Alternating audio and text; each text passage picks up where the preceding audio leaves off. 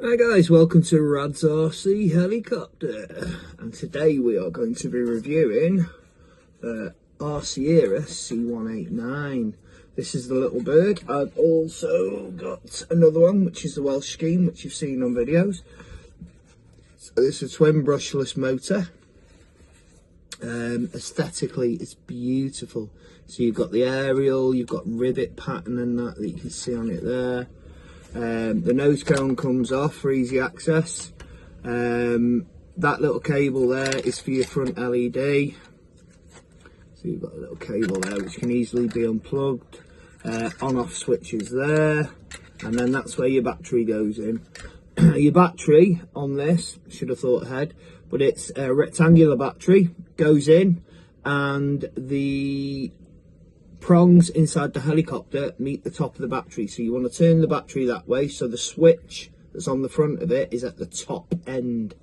So that's the way that goes in, slips in, and then you go from left to right, locks it over, and then when you put this in, the only thing is with these is that cable, guys, just make sure it's tucked in, and this is where it won't work. So I always go from the top to the bottom on these.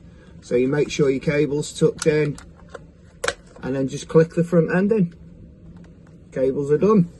So this one is the non-air optical flow. That one has got LiDAR on it.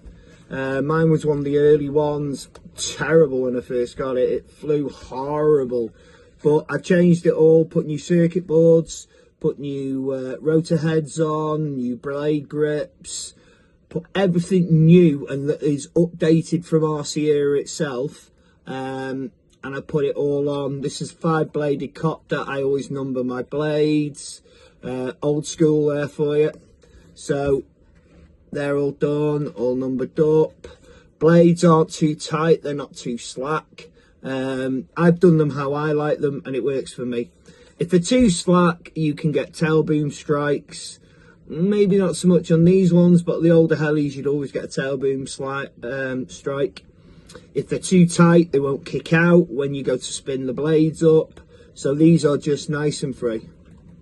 So it spins up lovely. I've done a tail rotor mod on this. So literally what I've had to do is raise the rear fin up to clear the new mod. And I've used a different tail rotor. I will put in the description to this what tail rotor it's off. I have done a video before for it, to be fair. I'll put a clip to that and it'll explain what the tail rotor is off. But it just quietens it down, and I also find it makes it a lot more stable in the air. So when you yaw, because these use the brushless motor to yaw, so left and right that way, I find it just yaws a lot easier, smoother as well. It's not sort of violent, and these things scream when you first get them with that tail rotor. They're really, really noisy. But this still sounds like a helicopter. Watch the videos I've put up of her. Still sounds like a helicopter, but so much quieter. Sounds more realistic. You get more of the blade noise rather than the rear rotor noise.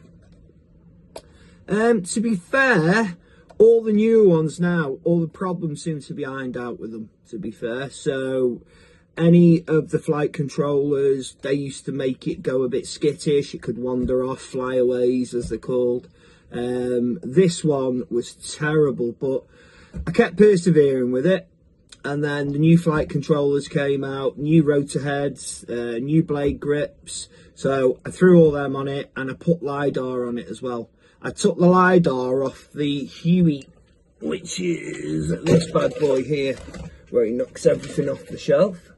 So I took it off this basically. So I bought one of them from Banggood.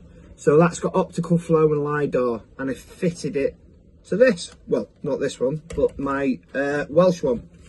So yeah, I fitted that to that, transformed it. Absolutely transformed it. So it's got optical flow and LiDAR on mine, on that one, and it works fantastically well. It's a dream to fly now, where before I used to dread it because you'd have that on your head, would it, wouldn't it? But now anything you buy now should be the updated version, and these are absolutely fantastic. This hasn't got anything, it's just me and the helicopter.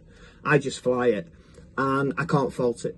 Absolutely can't fault it. Watch my videos back, you'll see. She dances forward, backwards. She does all manoeuvres you want her to. And I'm a big RC ERA fan, I'm not going to lie. I don't get paid for any of this, guys. These are all bought out of my own pocket. I do it for the love of the hobby, and if it can help somebody new make a decision on buying a heli and then they're happy with it, you know, it's all a learning curve though. Always take your time. Don't go in and think you can do it straight away, because it's a lot harder than it looks, guys, honestly. GPS helis make it a lot easier, but then you've got to go into, like, most of them come with 3 modes. My big Airwolf, my 470 Roban, that's got GPS. Now it's now got ATI mode, where it used to have angle mode. Now angle mode's a lot more violent than ATI. ATI keeps stability there, but allows the helicopter to turn. But when you put it in ATI, she'll do that. Whichever way the wind's blowing, she'll move with it. So you have to control that. But altitude hold is there. She'll hold the height, whatever you put her to.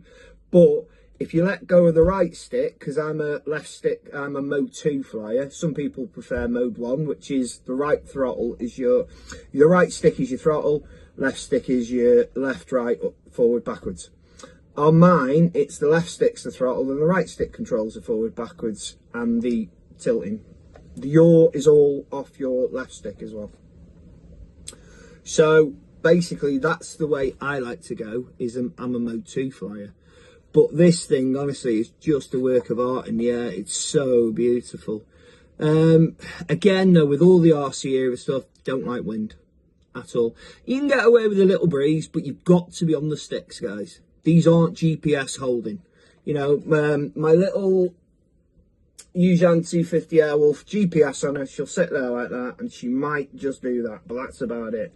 But if you put her into optical flow mode, she'll start to wander.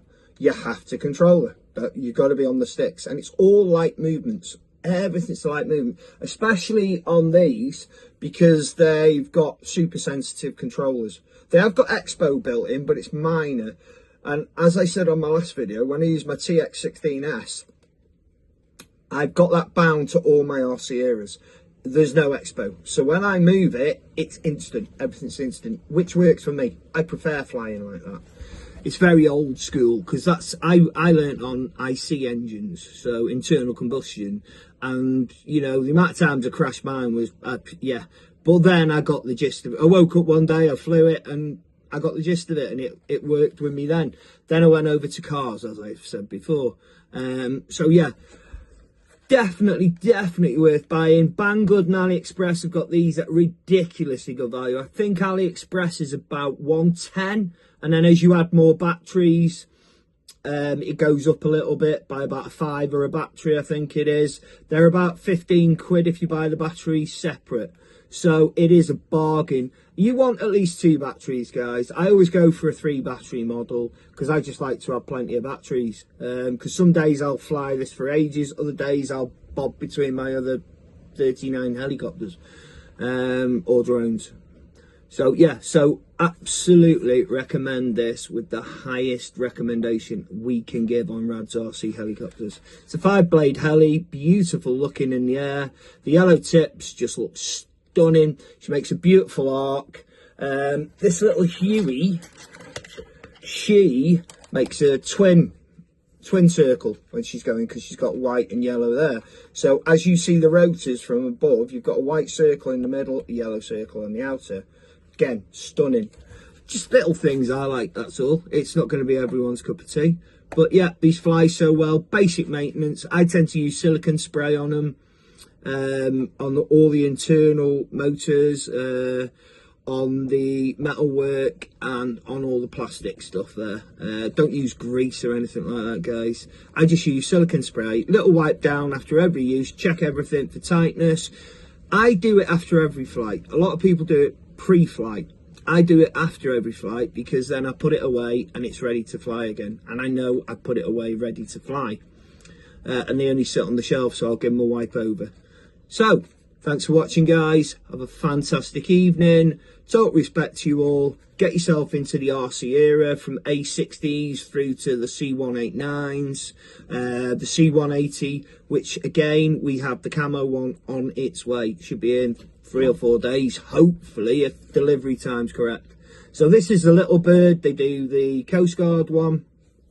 They do the camo, sand camo, which I've got the smaller one. And that Wales one is one I painted. So that's for my partner, Manna. So have a great night. Enjoy what you're doing. Be safe, guys, and thank you for watching. Lots of love from North Wales. Take care.